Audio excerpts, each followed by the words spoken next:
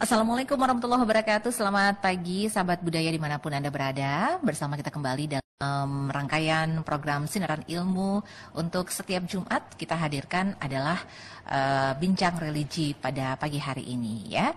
Masih bersama saya Januari ini, kebersamaan kita hingga jelang pukul 9 waktu Indonesia Barat dalam rangkaian program Bincang Religi. Kita akan membahas seputar religi Islami, dan ini juga bisa diterapkan juga dalam kehidupan kita ya masing-masing, dan sebagai bekal juga untuk sahabat budaya mungkin yang akan ya yang akan berumah tangga begitu ya, yang akan membangun kehidupan baru berumah tangga.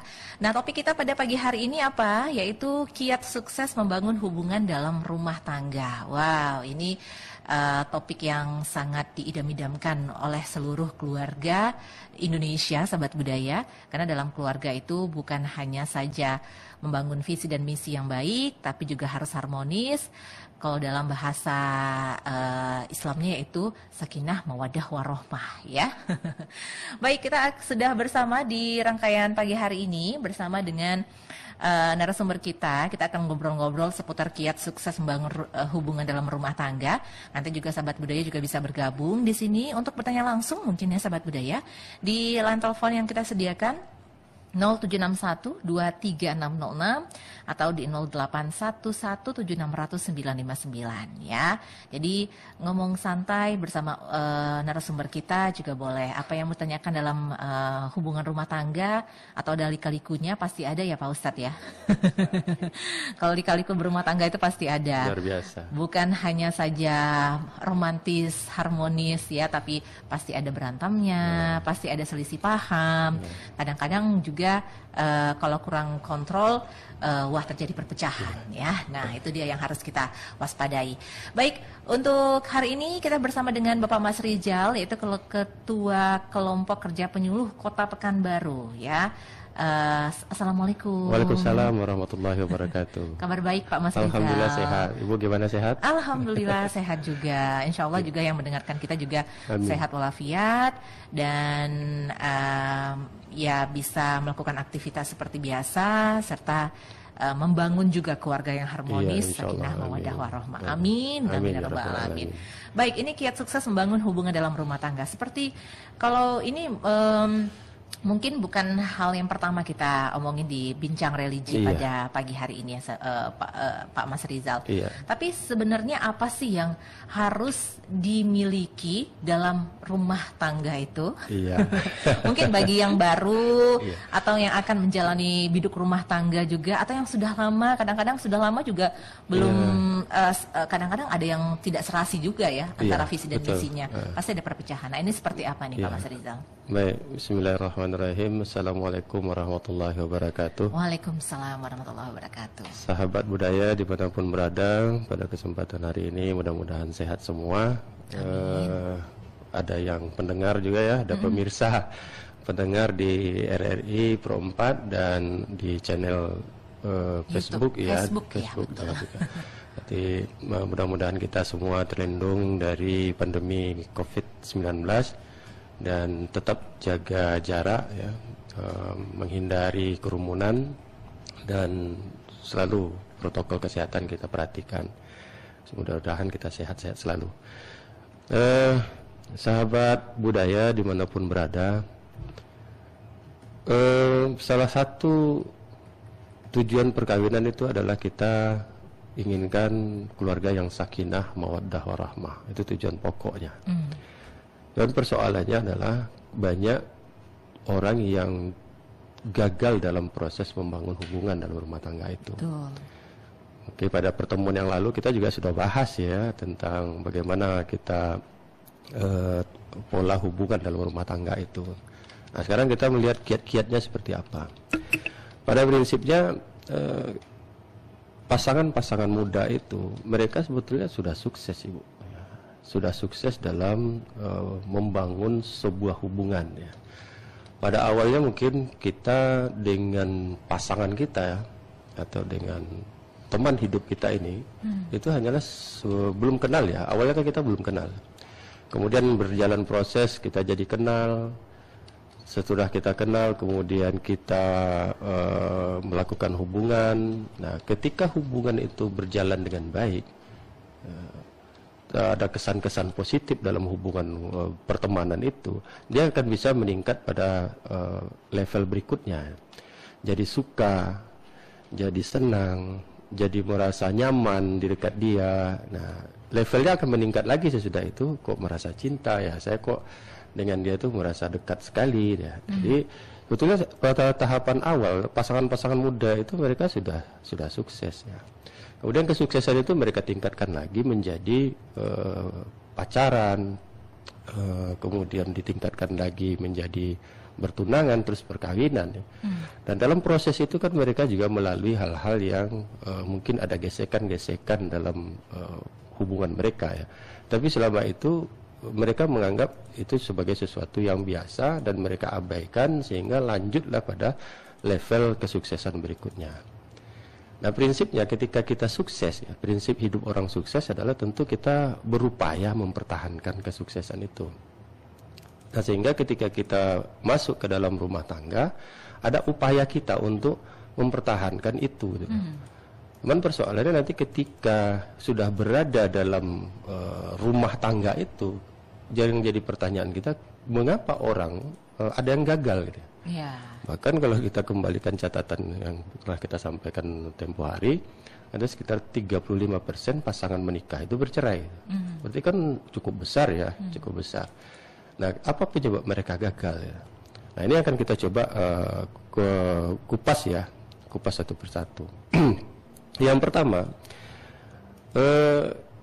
kita harus melihat bahwa sejauh mana kita mengenal pasangan.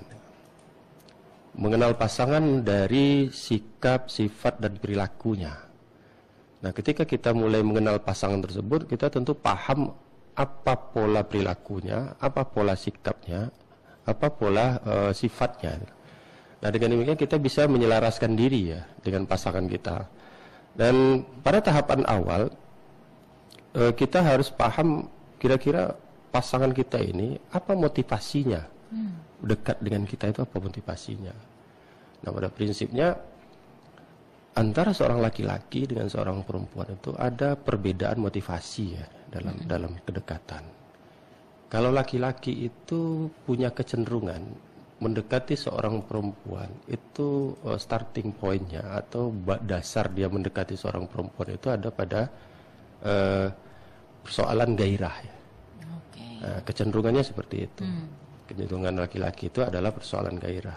Nah, ketika dia mengenal seseorang, kemudian ketika dia sudah mulai dewasa secara seksual, itu dia punya keinginan ya, punya gairah, punya libido dalam dirinya itu, sehingga dia perlu salurkan itu.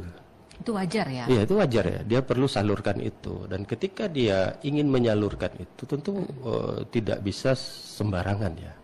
Karena ada etika moral yang harus diperhatikan, etika agama yang harus dia, aturan-aturan syariat keagamaan yang harus dia pahami. Jadi tidak mudah. Nah, salurannya kemana gitu? Salurannya tentu kepada seorang laki-laki, kepada seorang perempuan. Nah, dalam upaya menyalurkan hasrat libidonya tadi atau gairahnya tadi, dia berupaya melakukan pendekatan-pendekatan. Karena dia tahu persis, karena semua orang laki-laki itu tahu persis, tidak ada wanita yang begitu kita suka dengan dia terus bisa langsung kita rangkul, kita pegang atau kita sentuh. Tidak ada yang bisa. Pasti harus proses ya. Nah, dan dia paham betul waktu itu ya. Waktu itu dia paham betul bahwa bagaimana saya bisa sukses mendapatkan dia. Maka saya harus melakukan kiat-kiat ya. Apa kiat-kiat suksesnya itu? Pertama, selalu hadir dalam setiap sisi kehidupan wanita yang dia inginkan itu. Hadir dalam setiap kesempatan, hadir dalam setiap momen, hadir dalam setiap feel yang hadir dalam wanita itu. Feel senang, dia juga hadir. Feel ketika sedih, dia juga hadir. Ketika dia butuhkan bantuan, kita hadir gitu ya. Selalu ada. Kemudian apa yang prinsip-prinsip dasar yang dibutuhkan oleh wanita itu perhatian, kasih sayang, kemudian pujian, terus hadiah-hadiah kecil ya. Dan itu dilakukan oleh laki-laki ya, untuk melakukan proses pendekatan itu. Tujuannya apa ya? Basic tujuan dasarnya itu tadi, agar gairahnya bisa tersalurkan dengan baik. Nah, dan ketika itu diberikan, dilakukan kepada seorang wanita, tentu wanita itu merasa diperhatikan, merasa disanjung, merasa ada orang yang hadir selalu dalam setiap momen dalam kehidupan dia. Ini menimbulkan kedekatan emosi dari wanita itu kepada sang laki-laki. Nah, sehingga apa? Sehingga ketika laki-laki itu dekat dengan dia merasa nyaman, merasa tenang, merasa tentram, merasa bahagia. Itu yang ada itu. Ini proses awal ya. Artinya apa? Kita cuma mau melihat bahwa sebetulnya orang yang hari ini menikah, awalnya mereka adalah pasangan yang sukses dalam membangun hubungan. Karena tanpa mereka sadari, kiat-kiat untuk sukses itu sudah mereka lakukan gitu. Ya, kiat-kiat sukses itu sudah mereka lakukan ya. Karena teorinya sudah ada. Sudah ya, ada. Secara praktik sudah mereka praktekkan ya. Apa yang membuat pasangannya senang? Seorang wanita itu senang, dia sudah praktekkan ya. Besok tanggal ulang tahun, malam tidak tidur, ya nunggu detik-detik hari berganti, terus kirim selamat ulang tahun ya. Dan dia tahu persis bahwa wanita akan terkesan dengan ucapan selamat ulang tahun dari orang pertama yang mengucapkan. Begitu pagi buka nih, siapa nih yang mengucapkan ulang tahun kepada saya ya? Oh ternyata si Anu dulu. Terus setiap cari Facebooknya, kemudian di komen ya, komentari Facebooknya, dia merasa perhatiannya. Jadi akhirnya hubungan itu berlanjut kepada tahapan-tahapan berikutnya. Nah, sampai mereka pada tahap pernikahan. Jadi sebetulnya awal dari hubungan mereka itu sudah sukses, sudah sukses secara tidak mereka sadari. Ada upaya-upaya untuk sukses itu. Nah, inilah yang terlupakan ketika mereka sudah berada di rumah tangga. Sangat banyak terlupakan. Sehingga ini nanti menjadi problem tersendiri. Nah, untuk itu setiap pasangan itu haruslah memahami ya, dan konsisten dalam memperlakukan pasangannya. Nah, awalnya laki-laki memahami betul kebutuhan perempuan itu. Kebutuhan sang wanita dia pahami betul, sehingga tujuannya adalah membangun kedekatan emosi. Dan ketika sudah terbangun kedekatan emosi, Anda mau apa? Bagi wanita itu tidak ada persoalan. Pegangan tangan tidak ada masalah, dipeluk tidak ada masalah, dibawa jalan tidak ada masalah, terus diajak nikah pun tidak ada masalah, karena suksesnya tadi ya. Nah, ini wanita harus paham. Seorang wanita ketika dia sudah jadi seorang istri, dia harus paham ini. Kenapa dia harus paham ini? Dia harus paham bahwa motivasi seorang laki-laki mendekati wanita itu mungkin tidak semua ya, tapi normalnya itu adalah dasarnya gairah. Nah, nafsu gitu ya. Kita bukan nafsu dulu ya. Ya. Ya, nafsu itu nanti salurannya berikutnya ya. Gitu. Yang jelas gairah dulu. Saya senang ada ya sedikit ada, mungkin gairahnya mungkin lebih cenderung ke situ ya. Tapi kita mungkin tidak terlalu vulgar dulu bahas itu. Tapi ini yang dulu dipahami oleh seorang wanita. Jadi seorang wanita yang sudah bersuami, dia harus paham ini. Sehingga ketika itu dia pun punya kiat sendiri, ya, bagaimana caranya suaminya agar selalu bergairah di dekat dia. Baik. Nah, gimana dia selalu bergairah dekat dia? Dulu ketika kenal dengan pasangan, dengan kita, kondisi kita seperti apa coba? Cantik, harum, dandan, bersolek, ya kan? Bersolek, fotonya selfie cantik-cantik semua, ya kan? Ini yang dijumpai dan persentase kita melihat itu kan tidak banyak ya. Kita lihat itu paling durasinya kalau dia di Facebook ya berapa saat dia cantik yang tidak disadari oleh wanita itu. Padahal ketika sudah jadi pasangan suami dan istri, Ya, masuk dalam surah Al-Quran. Hunna libasul lakum wa antum libasul lahunna. Kita bertemu dengan dia tidak lagi hanya di Facebook, tidak bertemu lagi tidak hanya sekedar 1 minggu durasinya mungkin 2 jam ya, 2 jam atau 3 jam, tapi kita berjumpa dengan dia itu durasinya 12 jam minimal. Durasinya 12 jam. Bayangkan dulu dia bertemu dengan kita 2 jam dalam seminggu, kondisi kita prima. Ini harus dipahami dulu sama perempuan, sama seorang wanita.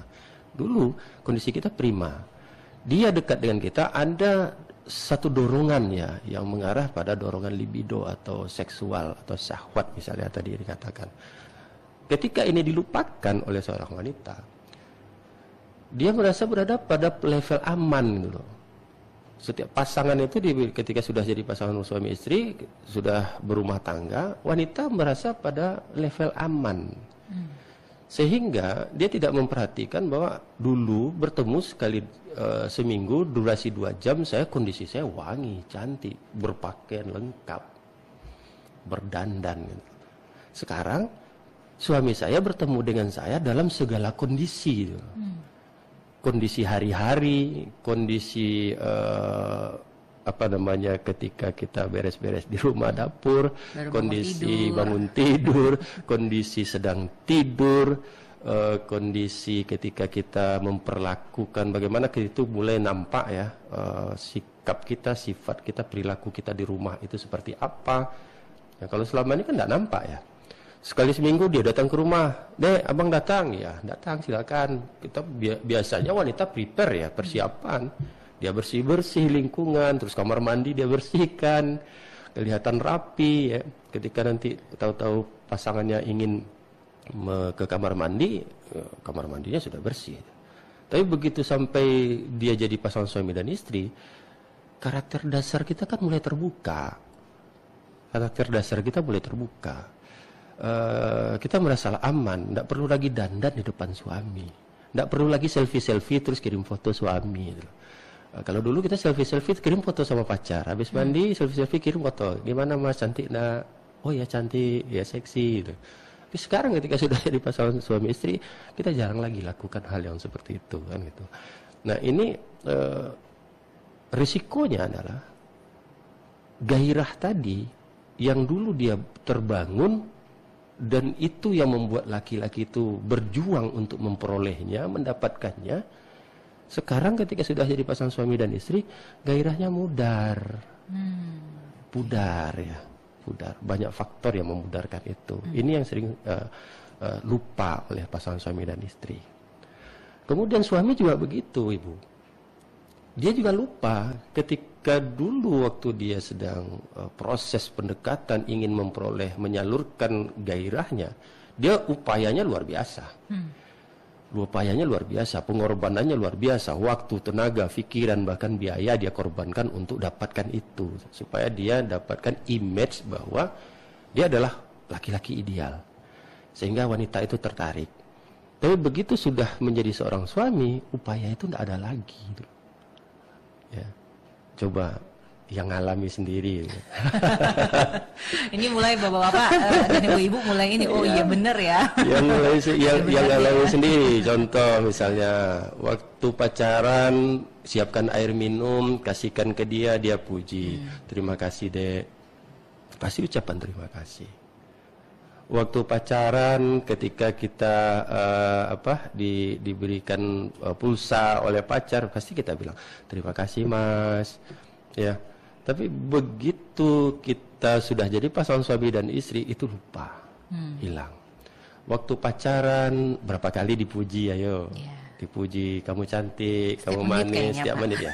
Kirim emoji, emoji love, emoji kasih bunga, ya dikirim-kirim ya seperti itu. Bahkan seperti tadi ulang tahun, pagi-pagi tahu-tahu udah dapat SMS, kemudian dapat bingkisan ya, dapat kado. Nah, nanti ketika sudah jadi pasangan suami dan istri, laki-laki lupa itu. Gitu. Dia lupa bahwa yang membuat pasangannya itu dekat dengan dia dahulu adalah pujian. Tapi kenapa pasangan itu selalu lupa begitu Pak? Apakah memang prinsip mereka karena sudah mendapatkan, Ya. karena sudah memiliki, oh ya udah begitu? Itu dia deh.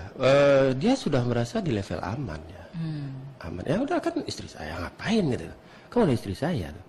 Ingat loh, istri saya bisa direbut orang loh. Ya kan gitu. Kan suami saya tuh. Ingat loh, suami saya kan bisa direbut orang gitu. Sehingga nanti jangan salahkan orang, pihak ketiga, pelakor, pebinor. Sebetulnya itu persoalannya dadanya pada diri kita, bukan salah orang dulu. Sadar pada diri kita. Ketika kita membuat pasangan kita tidak puas dengan kehidupan kita, kehidupan dia, kita sudah membuat dia kecewa ya, atau sudah ada sesuatu yang kurang dalam diri kita. Ini bisa orang lain bisa ambil alih loh. Waktu pacaran dipuji, sesudah jadi istri tidak lagi dipuji. Waktu pacaran ketika siapkan air, terima kasih, siapkan ini, terima kasih. Waktu jadi suami, sudah jadi istri, pernahkah suami bilang, terima kasih deh sudah masakkan hari ini? Jarang. Mohon maaf ini, satu nikmat yang luar biasa diberikan oleh Allah Subhanahu Wa Taala ketika kita sudah jadi pasangan suami dan istri. Apa? Nikmat persoalan saluran seksual, saluran gairah kita yang kita cari tadi, yang kita perjuangkan tadi. Dulu waktu pacaran dosa. Sekarang sesudah menikah itu jadi pahala, jadi amal, bahkan wajib. Kan gitu, bahkan wajib. Boleh kita bertanya kepada keluarga-keluarga yang sudah menjalani proses hidup bersama, pernahkah suami mengucapkan terima kasih selesai hubungan? Oke, padahal itu hal yang terkecil begitu ya? Ya.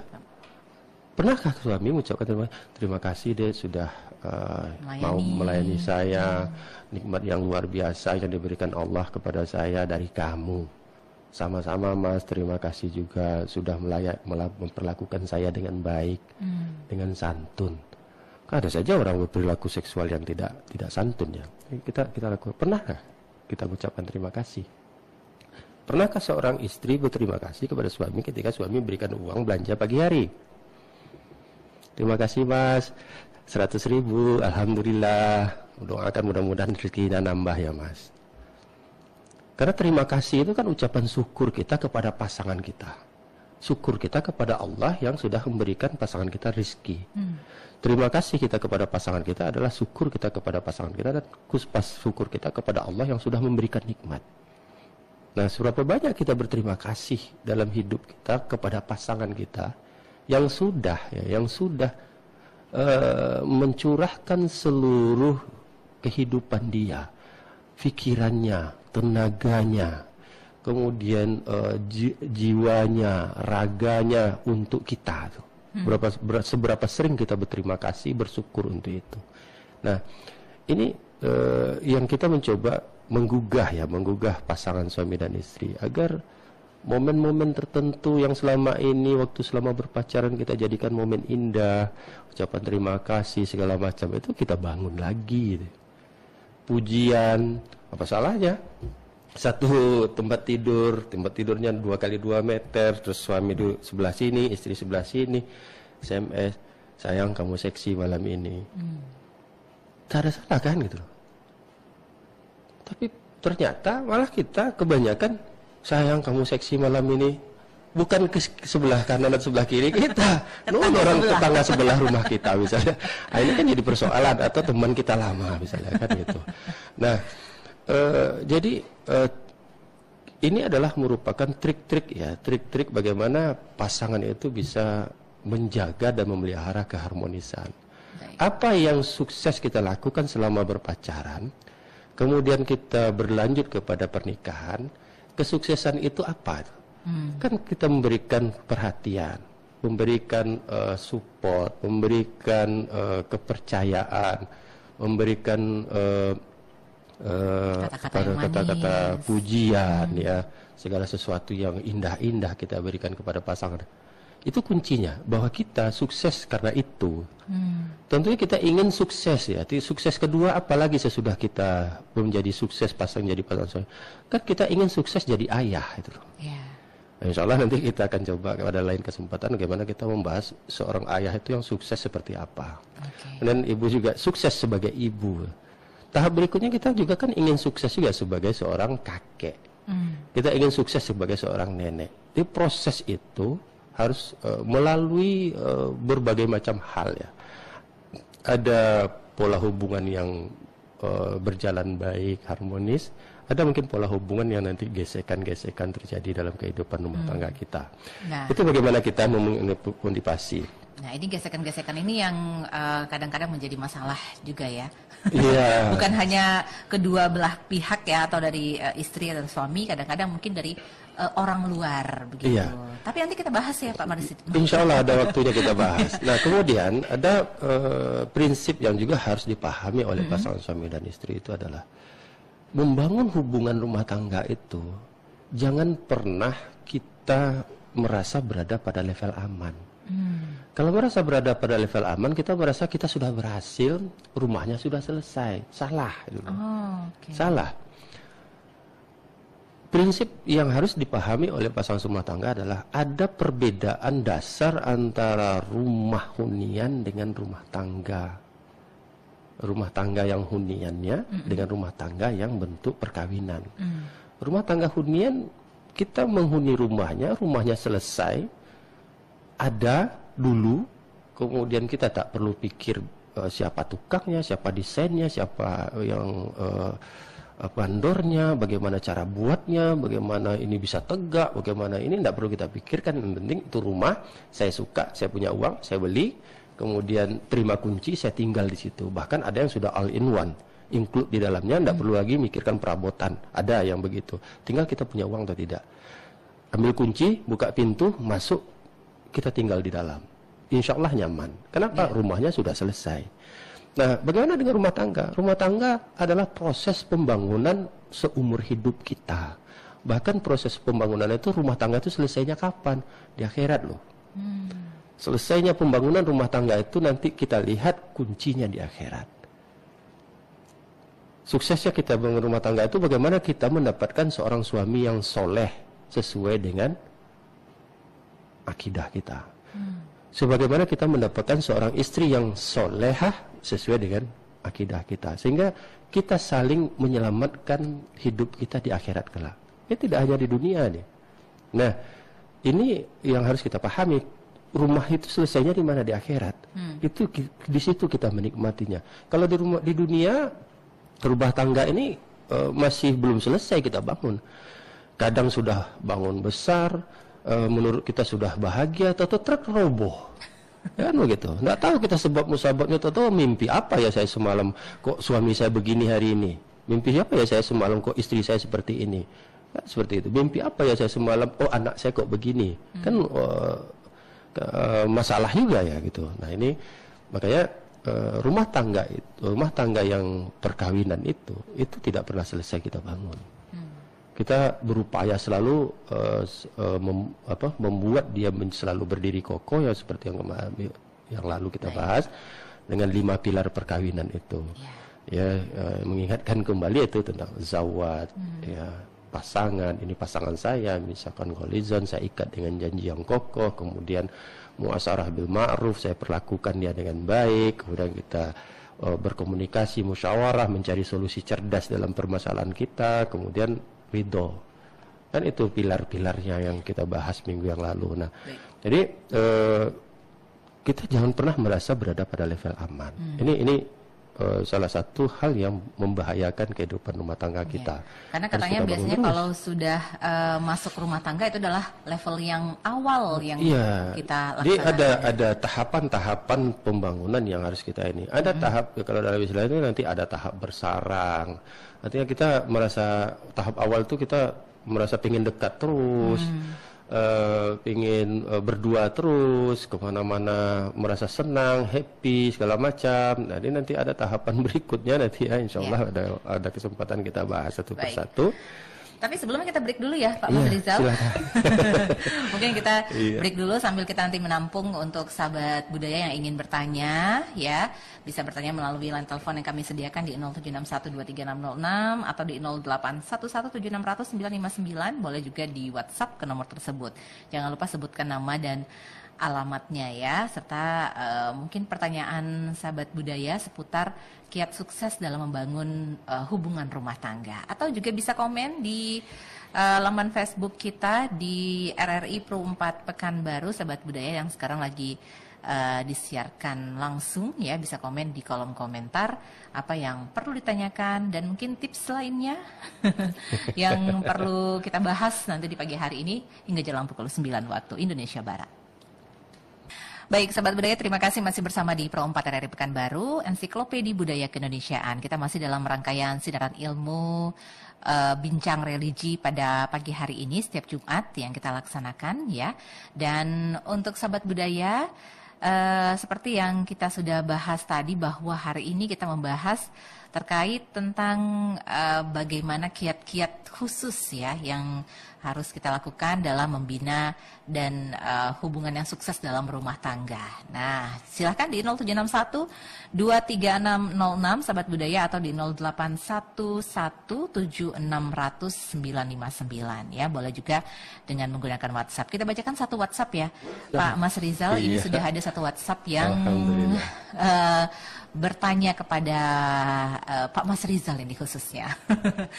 Assalamualaikum warahmatullahi wabarakatuh. Saya dari Ibu Maimunah di Kualu, katanya seperti itu. Jadi untuk saya ingin bertanya kepada Bapak Al Ustadz, nah untuk membangun hubungan rumah tangga yang sukses, ini perannya siapa saja Pak? Apakah memang suami istri? Atau mungkin ada dari keluarga, kadang-kadang banyak dipengaruhi dari keluarga. Nah, katanya seperti itu. Nah, bagaimana kiat khususnya? Baik, di 23606 kita angkat langsung untuk penanya berikutnya. Halo. Ya, halo. Halo, dari siapa di mana ini Bapak? Ini dengan Fardi di Simpang 3. Pak Fardi di Simpang 3. Apa kabar Pak Fardi? Alhamdulillah baik. Baik. Silakan Pak Fardi, silakan ingin bertanya. Iya, jadi gini, mungkin yang disampaikan Bapak tadi mungkin sebuah sudah dilakukan ya. Tapi terkadang sandungannya itu malah terkait dengan hal-hal yang kecil. Seperti kayak beda pendapat, seperti itu. Nah, mungkin seperti apa ini kiatnya Pak? Mungkin itu saja. Baik, beda pendapat sama istri beda ya. Pendapat, hal kecil ya, jadi malah jadi diributkan jadi besar. Baik. Terima kasih Pak Fardi. Baik, terima kasih. Iya, Assalamualaikum warahmatullahi wabarakatuh. Ada Pak Fardi di Simpang 3 dan Ibu Maimunah nih di Kualu. Bagaimana ini Pak Mas Rizal? Silakan ditanggapi. Assalamualaikum Ibu Maimunah dan Pak Fardi ya, kita sekaligus saja. Mudah-mudahan Bu Maimunah dan Pak Fardi mendapatkan keluarga yang sakinah, mawaddah, warahmah. Dari Bu Maimunah nih, untuk membangun hubungan rumah tangga yang sukses itu, terkadang kan kita dipengaruhi oleh keluarga ya. Nah, kita masuk pada prinsip yang ketiga nih. Prinsip dasar hidup yang bersama agar terbangun dengan baik itu, di mana kita harus memiliki visi dan misi yang bisa diselaraskan dalam kehidupan kita bersama. Yang mana visi dan misi rumah tangga kita itu kita lahirkan dalam bentuk sebuah komitmen ya. Bagaimana komitmennya itu berjalan ya. Karena dalam proses kita berumah tangga itu kan ada keinginan kita secara pribadi, nafsih ya sendiri, ada keinginan pasangan kita secara nafsih atau sendiri. Sama seperti juga dengan dengan Pak Ferdi nih. Pasangan kita punya selera sendiri. Kita terdiri dari dua orang yang berbeda dengan selera yang berbeda, dengan rasa yang berbeda, dengan tradisi yang berbeda, dengan kebiasaan hidup yang berbeda, dengan pola-pola fikir yang berbeda karena dasar pendidikan kita juga berbeda, akan melahirkan dua karakter yang berbeda. Nah, dua karakter yang berbeda ini harus cerdas kita menyikapinya. Kenapa harus cerdas kita menyikapinya? Karena masing-masing kita punya ego. ego yang merasa ketika itu kita masih berpikir aku. Ini nih persoalannya dalam rumah tangga. Masih berpikir aku, dan apa yang aku katakan adalah menurut itu yang terbaik. Benar. Padahal itu menurutku, belum tentu menurut pasangan. Pasangan juga punya aku, dia juga punya pikiran sendiri, di mana dia merasa ini yang terbaik menurut dirinya. Nah, kita selalu terbentur dengan masalah aku. Karena kita tidak berhenti bicara aku ketika kita sudah jadi pasangan suami dan istri. Seharusnya ketika kita sudah jadi pasangan suami dan istri, kita harus kesampingkan persoalan aku. Tapi kita bicara kita. Jadi tidak lagi bicara aku. Kita bicaranya kita. Rumah tangga ini kan rumah tangga, bukan rumah tanggaku, kecuali bicaranya dengan orang lain. Ini rumah tanggaku, rumah tangga saya. Anda tidak boleh ikut campur. Boleh, itu kalau kita bicara dengan orang lain, bahkan termasuk, mohon maaf nih, dengan keluarga kita sendiri itu ada pengaruh nih sama Ibu Maimunah, dan kan ada pengaruh keluarga kita ya, dekat-dekat kita. Kenapa kita tidak bicara aku ketika, tapi bukan bicara aku ya, kami ya. Jadi kita bicara, kalau dengan orang lain kita bisa bicara aku, tapi lebih baiknya kita bicara kami. Ini rumah tangga kami loh, Bu. Ini rumah tangga kami loh, Dek. Ini rumah tangga kami loh, Ayah. Beda loh ya, tidak bisa sama loh ya. Kenapa? Kita tidak akan pernah bisa membanding-bandingkan prinsip-prinsip rumah tangga kita dengan rumah tangga orang lain. Bahkan tidak bisa kita samakan dengan rumah tangga ayah ibu kita sendiri, itu tidak bisa. Nah, makanya itu harus kita bangun visi. Visi kita apa sih? Sakinah, mawaddah, warahmah. Itu yang kita inginkan, mewujudkan rumah tangga yang sakinah, mawaddah, warahmah secara ideal ya. Itu. Terus misi. Bagaimana cara kita mencapai itu? Nah, biasanya orang ada persoalan pada persoalan misi. Kalau tujuan boleh ditanya, istri kita pasti ingin bahagia, kita ingin bahagia. Istri kita katakan mau sakinah, enggak? Iya, semuanya mau sakinah. Soal persoalan kita selalu berbeda dalam persoalan misi. Misi biasanya kita lebih cenderung aku, tidak kita. Orang yang berpikir sederhana menuju, misalnya kita ambillah tujuan hidup kita dari RRI ini mau ke Simpang 3. Mau ke Simpang 3. Kita berhadapan dengan pasangan yang harus kita pahami pola pikirnya. Orang pola pikir sederhana, Simpang 3 ya udah dari depan sana naik kendaraan atau naik kendaraan sendiri, tembak lurus kan ke Simpang 3. Selesai masalahnya. Dia orangnya simple, sederhana. Tapi ketika kita berhadapan dengan pasangan kita yang mungkin orangnya santai, tidak semudah itu dia berpikir, karena dia santai. Mau kemana, Nek? Simpang 3. Yuk ke Simpang 3. Tapi dia kan dari sini dia bisa ke Leton dulu. Pergi dia ke Rumbai, nyantai dia dulu di Leton 2. Pergi dia ke Panam, sampai di Simpang Panam dia nyantai dulu di situ. Kemudian dia pergi dia ke Jalan Nangka, ya, sampai Jalan Nangka di Simpang SKA dia santai dulu di situ. Nanti dia tembakkan ke Areng ke atas, terus dia baru dia masuk ke Harudin Nasution, sampailah dia di Simpang 3. Sama tuh tujuannya, sama-sama ke Simpang 3. Tapi ketika itu kita sudah berdebat dengan pasangan kita, sudah kita merasa enggak, ini kemana? Ini ada yang simple nih, kenapa kok yang susah-susah? Ya kan pasangan kita orangnya nyantai ya. Karakternya, maka tadi itu harus mengenal pasangan.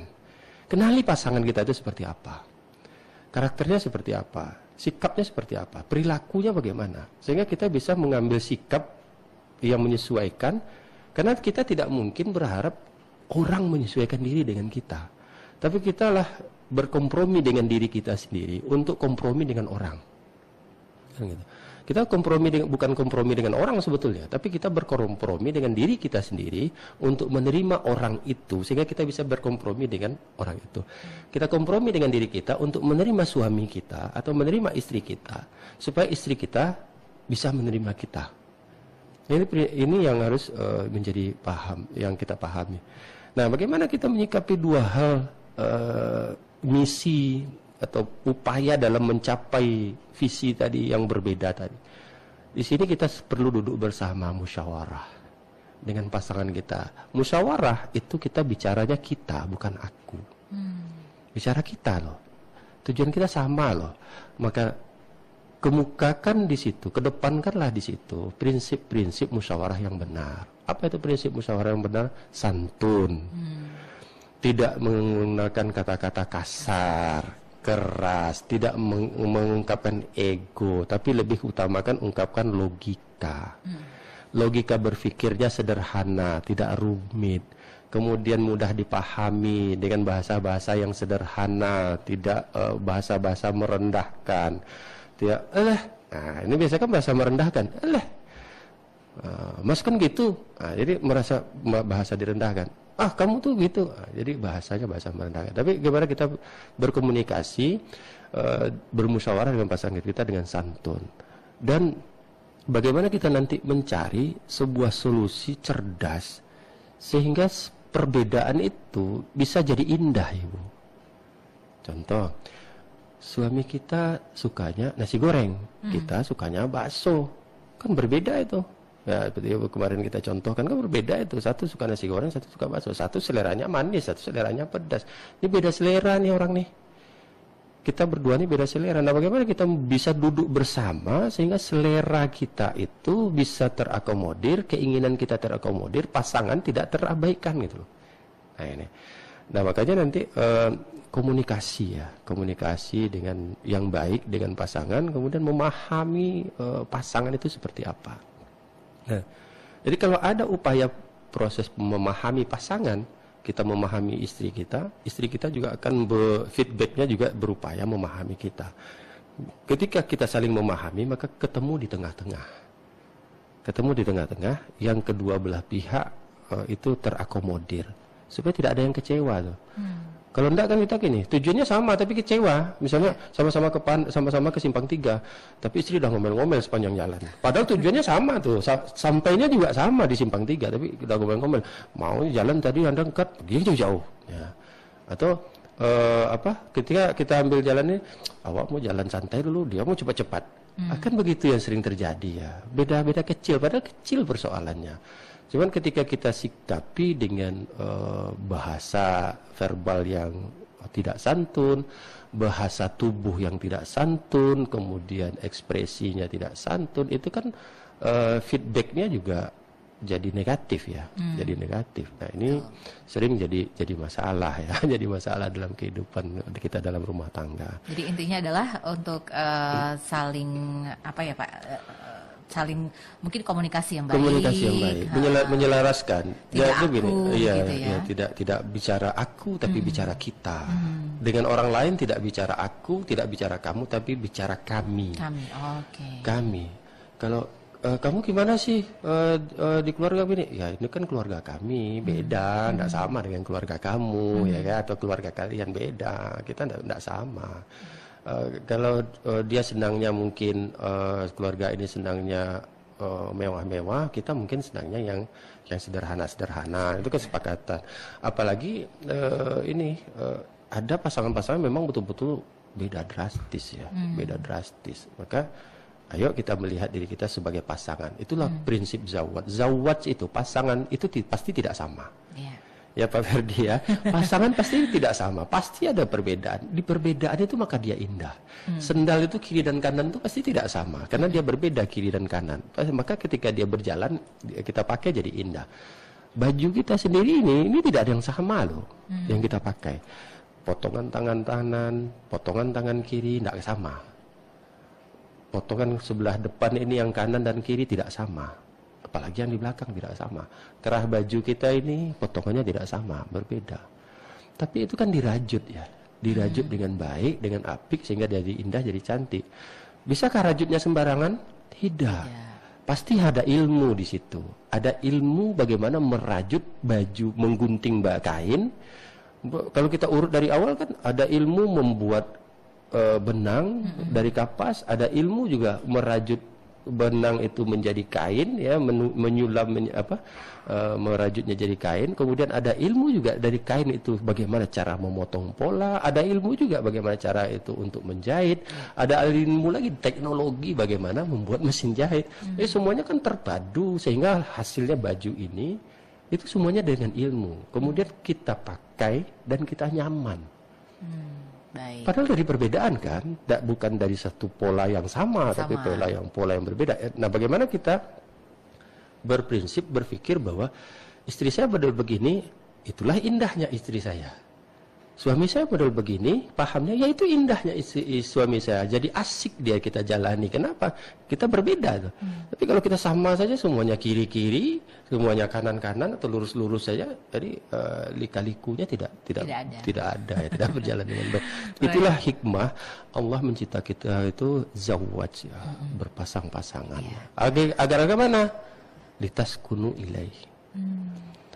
Kita berbeda, itulah makanya kita sakinah gitu loh.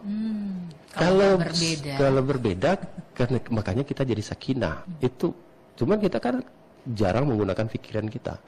Kita malah merasa yang sama itu yang sakinah. Salah. Kalau yang sama itu lahirnya jadi lesbian, ya, jadi homo, ya, jadi LGBT, ya, itu yang sama. Mereka karena ingin cari yang sama, ya gitu. Nah, kalau kita tidak, Allah menyuruh kita mencari perbedaan, itu prinsip dasar hidup kita. Semoga dipahami tadi dengan Pak Ferdi dan Ibu Maimunah ya di Kualu ya. Semoga dapat dipahami, dan memang perbedaan itu pasti ada, tapi kalau disikapi dengan baik, komunikasi juga dengan baik, insya Allah perbedaan itu juga akan menjadi selaras nantinya ya. Jadi sesuatu yang indah. Sesuatu yang indah. Baik, sebelum kita closing ini Pak Mas Rizal, karena memang kalau bicara tentang perkawinan itu panjang sekali ya, banyak sekali yang bisa kita bahas. Kita bicara seumur hidup ini. Iya, seumur hidup sampai akhir hayat tadi, seperti Pak Mas Rizal mengatakan. Nah, sebelum kita closing ini, kesimpulan ini apa Pak terkait dengan kiat untuk membangun rumah tangga yang harmonis? Cukup mungkin 2 menit saja. Ya, baik. Bapak dan Ibu, sahabat budaya dimanapun berada, pendengar dan juga pemirsa di FB ya, kiat dalam membangun hubungan rumah tangga itu, kiat suksesnya adalah yang pertama itu kita berupaya mengenal pasangan, itu yang pertama. Yang kedua, kita memahami motivasi pasangan itu dengan kita itu apa dulunya, pahami itu, sehingga kita bisa memelihara agar selalu termotivasi pasangan kita agar tutup dekat dengan kita. Termotivasi dia untuk selalu menjaga dan memelihara hubungan itu. Kemudian yang ketiga, prinsip dasar hidup berumah tangga itu apa? Apa yang akan kita bangun di situ? Apa visinya? Apa misinya? Itu yang ketiga. Harus bangun sendiri. Kalau saya tidak bisa menentukan visi misi Bapak dan Ibu, tidak bisa. Tapi kita punya visi misi sendiri, kita punya cita-cita sendiri, punya selera sendiri. Maka bangunlah secara bersama. Ya, dibangun dari perbedaan-perbedaan. Rumah bisa bangun kokoh karena ada perbedaan. Ada kayu yang dipotong panjang, ada potong pendek, ada yang semere, ada serong, ada lurus, ada siku, ada tidak, ada atap, ada paku, ya. Nah, itu kan kayu dipaku, kalau kita dipaku kan sakit. Nah, itu jadi terbangun kokoh ya. Ada pondasinya. Jadi bangun itu. Kemudian pahami komponen dasar hubungan perkawinan itu. Apa itu tadi? Yaitu bangun, kita melakukan hubungan dengan pasangan karena kita gairah, bangun gairah.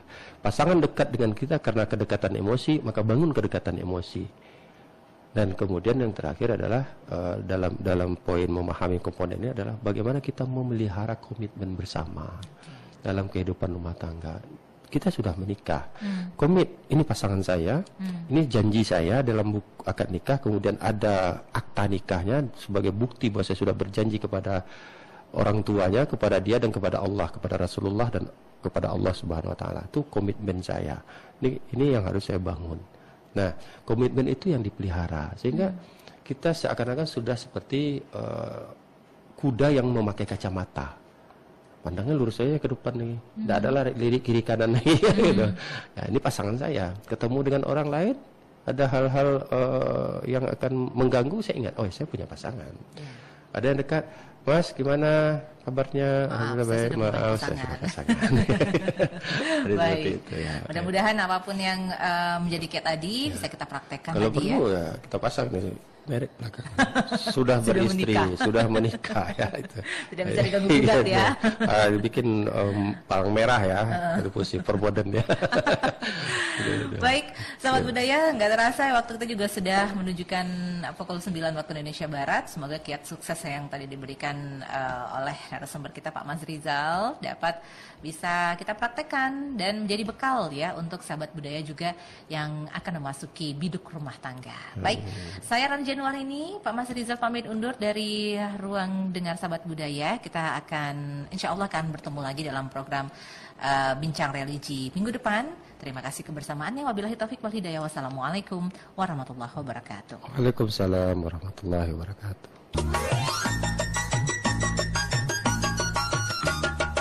Kalau ada sumur di ladang, bolehlah kita menumpang mandi. Kalau ada usia yang panjang, bolehlah kita